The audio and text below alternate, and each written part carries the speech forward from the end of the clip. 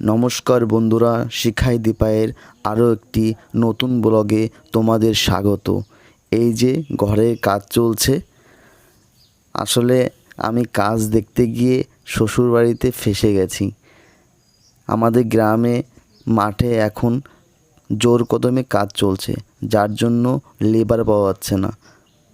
তাই শাশুড়ি মা গামছাটা নিয়ে এসে আমাকে ধরিয়ে দিয়ে বলল, লেগে পড়ো কাজে। কী আর করব, কাজে লেগে পড়েছি।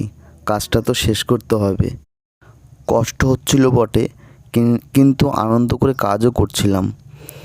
এই যে মশলা নিয়ে অনেকটা উপরে উঠে মই বেয়ে তারপরে মশলা দিচ্ছিলাম, আর মিস্ত্রি কাজটা করছিল, আর আমি দাঁড়িয়েছিলাম